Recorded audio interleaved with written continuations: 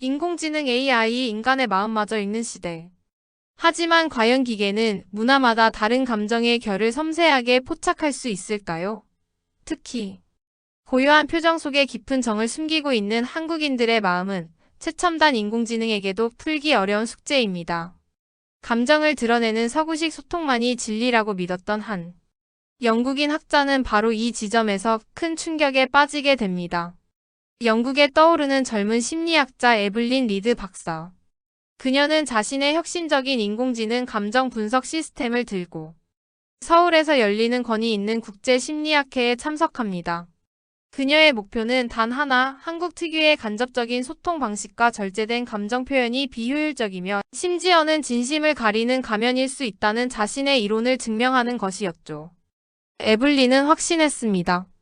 데이터는 거짓말을 하지 않으며 그녀의 AI는 한국인들의 숨겨진 감정 혹은 그 부재를 정확히 포착해낼 것이라고요. 하지만 그녀는 알지 못했습니다. 눈빛 하나, 침묵 한 조각에 수만 가지 의미를 담아내는 한국인의 눈치와 말없이 건네는 따뜻한 K-정의 깊이를 그녀의 AI가, 아니 그녀 자신조차 감당할 수 없을지도 모른다는 사실을요. 과연 첨단 기술은 한국인의 마음을 해독해낼 수 있을까요? 아니면 예상치 못한 K-정서의 힘 앞에서 영국 천재 학자의 이론과 자존심은 무너지게 될까요? 에블린 박사의 흥미진진한 이야기가 지금 시작됩니다. 서울에서 열리는 국제심리학회는 시작부터 열기가 뜨거웠습니다. 세계 각국의 저명한 학자들이 모여 인간 심리의 최신 연구 동향을 나누는 자리, 특히 올해는 인공지능 AI과 감정 분석이라는 주제가 핵심이었기에 저에게는 더없이 좋은 기회였죠. 제 연구 중 문화 간 비언어적 소통의 차이를 AI를 통해 분석하고 특히 한국 사회에서 나타나는 감정 표현의 억압 혹은 절제 현상을 실증적으로 증명해 보일 절호의 순간이었습니다. 저는 제 연구 결과와 AI 시연에 대한 자신감으로 가득 차 있었어요. 학회 첫날부터 저는 틈틈이 서울 시내를 돌아다니며 제 가설을 뒷받침할 데이터를 수집하기 시작했습니다. 카페에 앉아 주변 사람들의 표정과 몸짓을 관찰하고 붐비는 지하철 안에서 그들의 상호작용을 몰래 녹화하기도 했죠. 제 예상대로 한국인들은 공공장소에서 놀라울 정도로 감정을 드러내지 않았습니다. 기쁨이나 슬픔, 분노 같은 강한 감정 표현은 거의 찾아볼 수 없었고 대부분은 무표정하거나 약간의 미소만을 띤 채 조용히 자신의 일에 몰두하는 모습이었어요. 역시 사회적 압력이 개인의 감정 표현을 상당히 통제하고 있군. 저는 만족스럽게 제 연구 노트에 기록했습니다. 그들의 질서 정연함과 효율성은 분명 인상적이었지만 저는 그것이 자발적인 시민의식이라기보다는 타인의 시선을 과도하게 의식하고 집단적 조화를 깨뜨리지 않으려는 압박감에서 비롯된 것이라고 해석했습니다. 물론 흥미로운 관찰 지점도 있었습니다. 소위 눈치라고 불리는 한국 특유의 문화적 코드를 몇 번 목격했거든요. 예를 들어 식당에서 누군가 물컵이 비어 있으면 옆 사람이 말없이 물을 따라준다거나 회의 중에 상사의 표정을 살피며 발언 수위를 조절하는 모습 같은 것들이었죠. 서구의 관점에서 보면 다소 비효율적이고 불명확한 소통 방식이었지만 놀랍게도 그런 눈치 문화가 조직 내 갈등을 최소화하고 암묵적인 합의를 이끌어내는데 꽤 효과적으로 작동하는 것처럼 보이기도 했습니다. 하지만 저는 이건 역시 개인의 솔직한 감정이나 욕구를 표현하기보다는 관계의 조화를 우선시하는 어쩌면 자기 희생적인 문화적 기제일 뿐이라고 판단했어요. 진정한 의미의 개방적인 소통과는 거리가 멀다고 생각했죠. 가끔 길거리나 식당에서 정의라고 표현될 법한 행동들을 목격하기도 했습니다. 처음 보는 사람에게 스스럼없이 말을 걸거나 작은 도움을 주고받는 모습들. 하지만 저는 그건 역시 깊은 유대감에서 비롯된 진정한 감정. 교류라기보다는 오랜 집단주의 문화 속에서 형성된 피상적인 상호 부조의 한 형태일 뿐이라고 분석했습니다. 감정을 직접적으로 표현하는데 서툰 이들이 행동으로나마 소통하려는 방식일 뿐 그 안에 서구적인 의미의 깊은 공감이나 연민이 담겨 있다고 보기는 어렵다고 생각했어요. 학회에서 만난 한국인 동료 심리학자들과의 교류도 제 편견을 강화하는 데 일조했습니다. 그들은 매우 예의 바르고 학문적으로도 뛰어났지만 연구 발표, 준비에 쏟는 노력을 보면 K-근성이라는 말이 이해가 갔어요. 토론 세션에서는 좀처럼 자신의 주장을 강하게 내세우거나 다른 사람의 의견을 정면으로 반박하지 않았습니다. 제가 보기에 명백한 논리적 허점이 있는 발표에도 좋은 지적이십니다만, 혹은 다른 각도에서 보면 과 같이 완곡한 표현을 사용하며 직접적인 비판을 피하는 모습이 답답하게 느껴졌어요. 자신의 생각에 대한 확신이 부족한 걸까? 아니면 권위 있는 동료 앞에서 체면을 중시하는 문화 때문일까? 저는 그들의 침묵과 에둘러 말하는 방식 속에서 지적인 활력보다는 수동적인 동조의 분위기를 읽었습니다. 가장 큰 문제는 제가 야심차게 준비한 AI 감정 분석 시스템에서 발생하기 시작했습니다. 저는 제가 수집한 한국인들의 비디오 데이터와 인터뷰 녹취록을 시스템에 입력하고 분석 결과를 기다렸습니다. 제 가설대로라면 한국인들에게서는 표현되지 못하고 억압된 부정적 감정 스트레스, 불안, 분노 등의 미세한 신호들이 AI에 의해 포착되거나 혹은 긍정적 감정 표현의 빈도나 강도가 현저히 낮게 나타나야 했습니다. 그런데 결과는 완전히 예상 밖이었어요. AI는 한국인들의 표정, 목소리 톤, 생체 신호 등에서 일관성 있는 감정 패턴을 읽어내는데 어려움을 겪었습니다. 어떤 경우에는 명백히 긍정적인 상황에서도 스트레스 지수가 높게 나타나거나 반대로 부정적인 상황에서도 감정 동요가 거의 감지되지 않는 등 모순적인 결과들이 속출했죠. 제가 설정한 서구인의 감정 표현 모델을 기반으로 학습된 AI 알고리즘은 한국인 특유의 복합적이고 맥락, 의존적인 감정 표현 방식을 전혀 이해하지 못하는 듯 했습니다. AI는 계속해서 분석 불가 또는 데이터 오류 메시지를 내보냈고 저는 당혹감을 감출 수 없었어요. 말도 안 돼. 데이터 수집 과정에 문제가 있었나? 아니면 AI 알고리즘 설정값이 잘못된 건가? 저는 처음에는 시스템 오류나 데이터 오염을 의심했습니다. 밤새도록 알고리즘을 재조정하고 데이터를 다시 검토했지만 결과는 크게 달라지지 않았어요.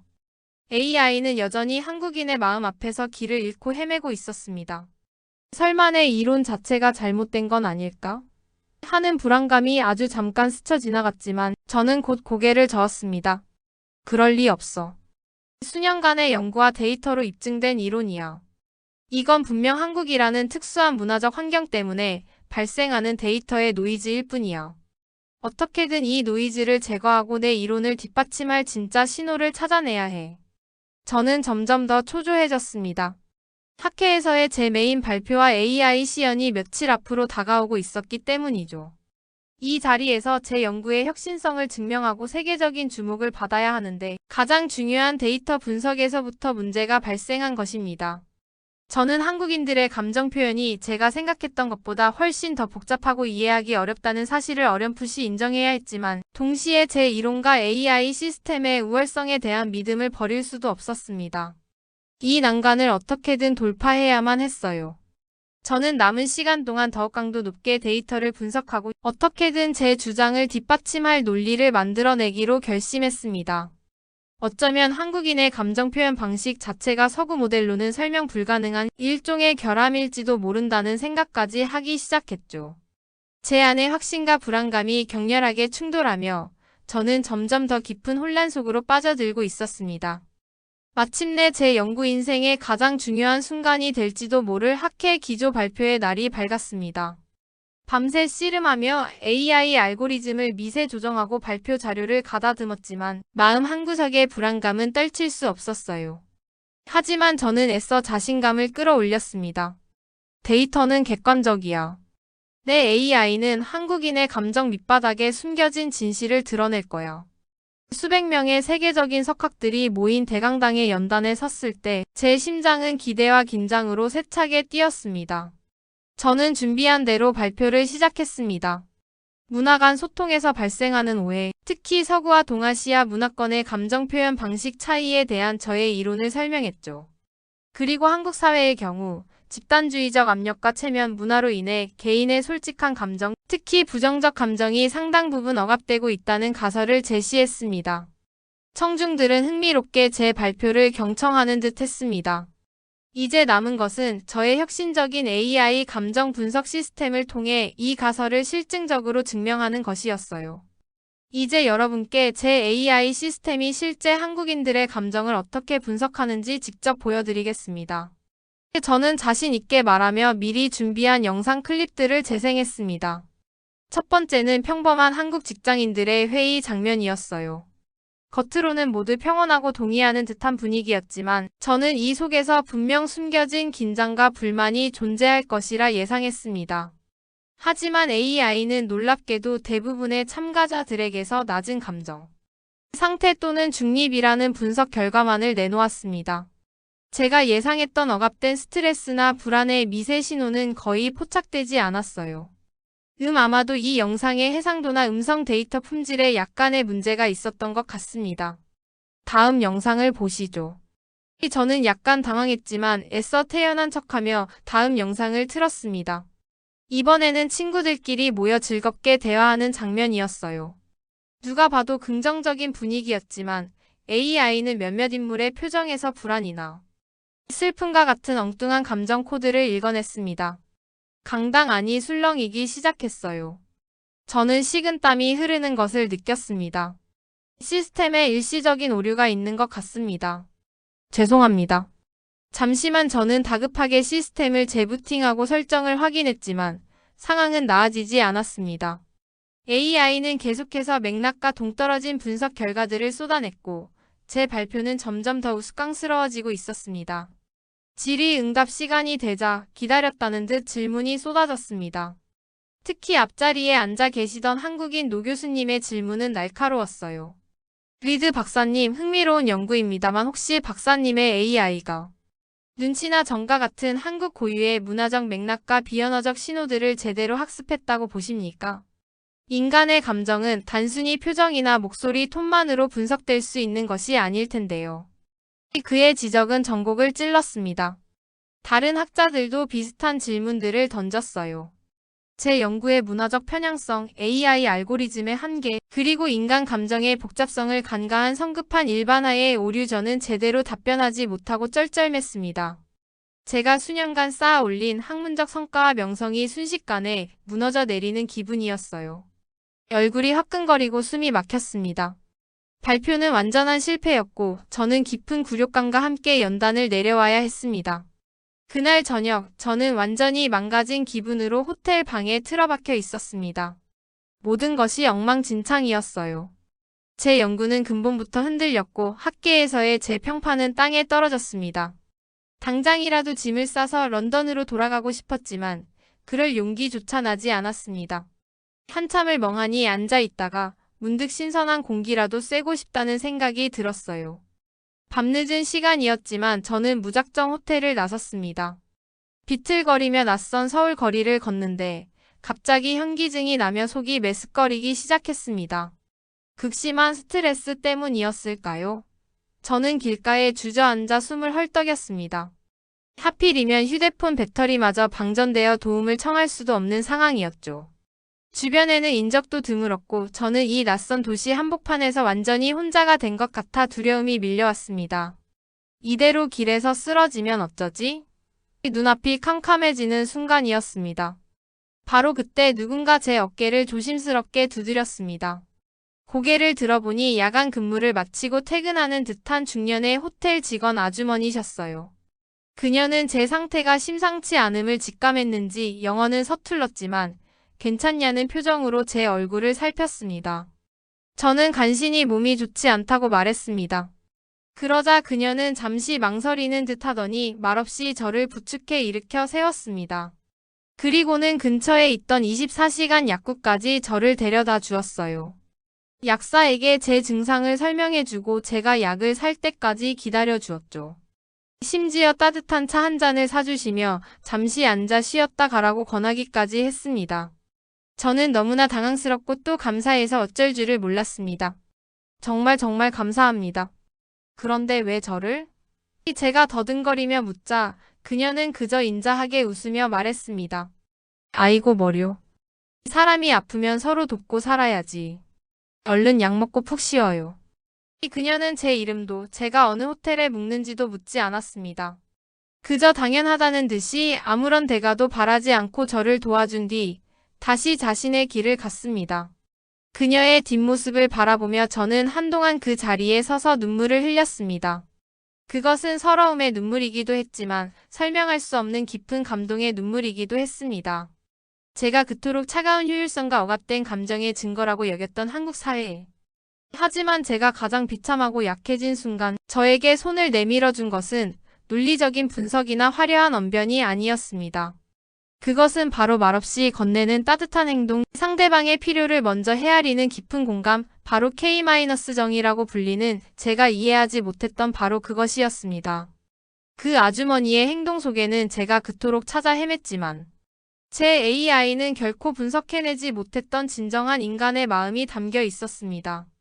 그 순간 제 머릿속을 섬광처럼 스치는 깨달음이 있었습니다. 제 AI가 실패한 이유, 제 이론이 틀렸던 이유. 그것은 바로 제가 인간의 감정을 너무나 서구적이고 개인주의적인 틀 안에서만 이해하려 했기 때문이었습니다. 한국인들의 감정 표현은 억압된 것이 아니라 관계와 맥락 속에서 이해되어야 하는 고도로 발달된 사회적 지능이었던 것입니다. 그들은 말보다는 눈빛으로, 표정보다는 행동으로 더 깊은 감정을 나누고 있었던 것이죠. 이것이 바로 제 AI가, 그리고 제가 놓쳤던 결정적 한 수였습니다. 저는 호텔로 돌아오는 내내 그리고 그 후로도 오랫동안 제가 한국에서 발견한 이 놀라운 진실에 대해 생각했습니다. 학문적인 실패는 뼈아팠지만 그것을 통해 얻은 이 깨달음은 제 인생을 통틀어 가장 값진 것이 될지도 모른다는 예감이 들었습니다. 제 안에 단단했던 벽이 완전히 허물어지고 저는 비로소 새로운 눈으로 한국을 그리고 세상을 바라볼 준비가 되었습니다. 그날 밤 저는 호텔 방에서 뜬 눈으로 밤을 지새웠습니다. 학회에서의 처참했던 실패와 길거리에서 만난 아주머니의 예기치 못한 친절이 교차하며 제 머릿속은 폭풍처럼 휘몰아쳤죠. 제가 수년간 쌓아 올린 이론과 최첨단 AI 기술이 한순간에 무너져 내린 그 자리에서 역설적이게도 저는 가장 원초적이고 깊은 인간의 감정, 바로 정의라는 것을 온몸으로 느꼈습니다. 그것은 데이터로 분석될 수도, 논리로 설명될 수도 없는 그저 사람과 사람 사이에 조용히 흐르는 따뜻한 강물과 같았어요. 저는 깨달았습니다. 제가 한국 사회를, 아니 어쩌면 인간의 마음 자체를 너무나 오만하고 편협한 시각으로 재단하려 했다는 것을요. 다음날 아침 저는 무거운 마음으로 학회 사무국을 찾아갔습니다. 그리고 어제 발표에 대한 보충 발언 기회를 간곡히 요청했어요. 제 명예를 회복하기 위해서가 아니었습니다. 저의 무지했던 시각과 그로 인해 한국 문화에 대해 잘못된 인상을 심어줄 뻔했던 것에 대해 진심으로 사과하고 제가 새롭게 발견한 깨달음을 공유하고 싶었기 때문입니다. 다행히 학회 측은 저의 요청을 받아들였고 저는 폐막식 직전 짧은 발언 기회를 얻게 되었습니다. 다시 연단에 섰을 때 저는 이전과는 완전히 다른 사람이 되어 있었습니다. 떨렸지만 그것은 두려움이 아닌 진심을 전하고자 하는 간절함에서 오는 떨림이었어요. 어제 제 발표를 들으신 많은 분들께 깊은 사과의 말씀을 먼저 드립니다. 저는 차분하지만 분명한 목소리로 말문을 열었습니다. 저는 제 연구와 AI 기술에 대한 과신, 그리고 문화적 편견에 사로잡혀 한국 사회의 감정 소통 방식을 심각하게 오해하고 있었습니다. 제가 억압이라고 보았던 것은 사실 배려와 조화를 위한 섬세한 노력일 수 있으며 제가 비효율적이라고 판단했던 간접적인 소통 방식 속에는 말로 다 표현할 수 없는 깊은 정과 눈치라는 사회적 지혜가 담겨 있다는 것을 뒤늦게 깨달았습니다. 저는 어젯밤 제가 겪었던 개인적인 경험을 짧게 공유하며 이론이나 데이터로는 설명할 수 없는 인간적인 온기와 연대의 힘에 대해 이야기했습니다. 제 AI는 한국인의 마음을 읽는 데 실패했습니다. 하지만 어젯밤 저를 도와주신 이름 모를 한국분의 따뜻한 행동 속에서 저는 그 어떤 첨단 기술보다 더 위대한 인간의 마음을 보았습니다. 그것은 분석의 대상이 아니라 느끼고 배워야 할 가치였습니다. 저는 이어서 서구 중심적인 심리학 연구와 AI 개발이 가진 한계를 인정하며 앞으로 문화적 다양성을 존중하고 각 사회의 고유한 맥락을 이해하려는 노력이 절실히 필요하다고 강조했습니다.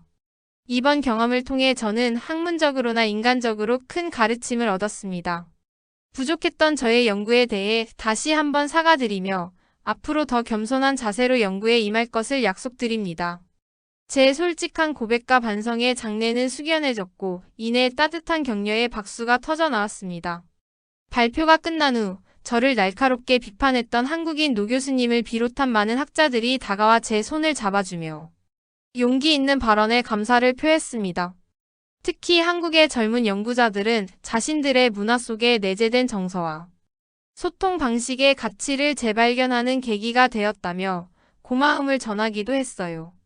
저의 실패는 역설적으로 진정한 학문적 교류와 문화적 이해의 장을 여는 예상치 못한 계기가 된 것입니다. 학회가 끝나고 서울을 떠나는 날 제 마음은 처음 이곳에 도착했을 때와는 비교할 수 없을 만큼 가볍고 또 풍요로워져 있었습니다. 인천공항의 깔끔함과 효율성은 이제 더 이상 차갑게 느껴지지 않았어요. 오히려 그 속에서 묵묵히 자신의 역할을 다하며 보이지 않는 질서를 만들어가는 사람들의 모습이 새롭게 보이기 시작했습니다. 무표정한 얼굴 뒤에 숨겨진 따뜻함, 절제된 행동 속에 담긴 깊은 배려를 저는 이제 읽을 수 있었습니다.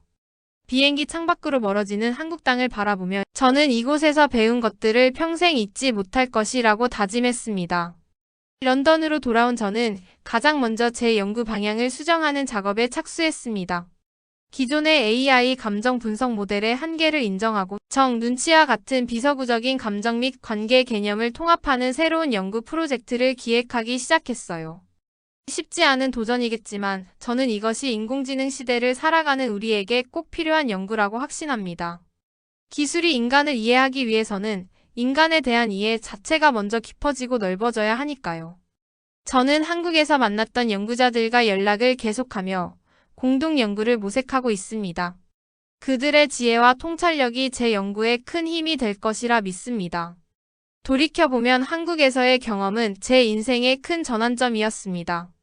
저는 학자로서의 오만함을 버리고 겸손함을 배웠고 세상을 바라보는 좁은 시야를 넓혔으며 무엇보다 이성과 논리만으로는 설명할 수 없는 인간적인 가치의 소중함을 깨달았습니다. 한국 사회는 놀라운 경제 성장과 기술 발전을 이루면서도 그 뿌리 깊은 곳에 공동체적 유대와 따뜻한 인간미를 잃지 않고 있었습니다.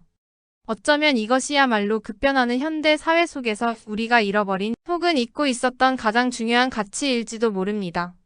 효율성과 속도 속에서도 사람을 놓치지 않는 지혜, 첨단 기술과 인간적인 온기가 공존하는 사회, 말보다는 행동으로 서로를 배려하고 위기 속에서 함께 일어서는 강인함.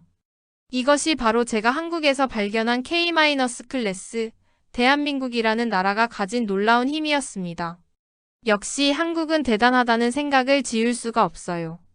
앞으로 전 세계는 한국의 이러한 독특한 강점과 지혜에 더 많이 주목하게 될 것이라고 저는 확신합니다.